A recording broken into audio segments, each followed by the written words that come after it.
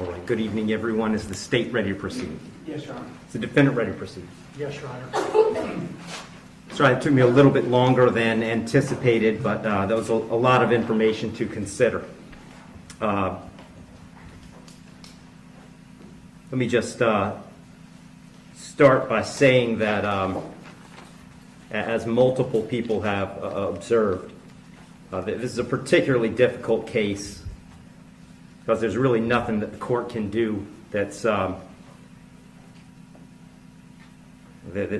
capable of fixing the harm that has been caused to the victims in this case. So that being said, I've got to start with the law. I'm bound by the law, and the law gives me a guideline for how to analyze an appropriate sentence in this case. So I want to start with the Camacho case. It's really the first thing I need to address is whether or not the court's going to depart from the minimum in this case, which is 222 months or approximately 18 and a half years in the Florida State Prison as a minimum. The Camacho case, as Mr. Fitzgibbons pointed out and argued, lays out really a three-factor test. Is there a valid legal basis for departure? Is there competent substantial evidence that the facts support an application? Or so do the facts apply to the departure basis that is being asserted? To both of those questions, I answer those yes. There is a valid legal basis for departure, and there is competent substantial evidence that would support a departure.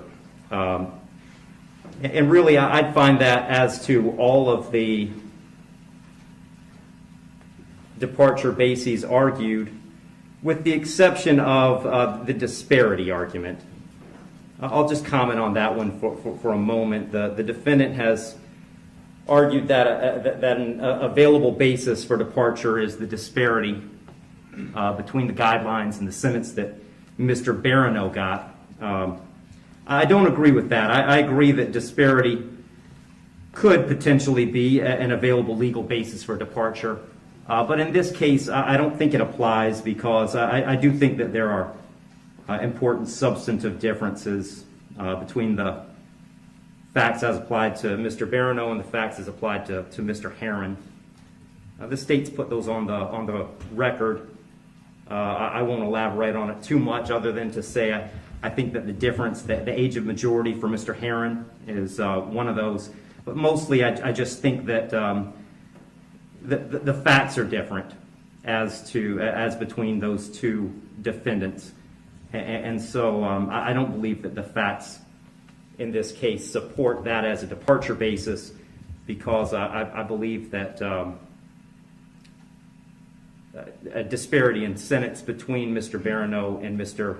Heron is appropriate in this case.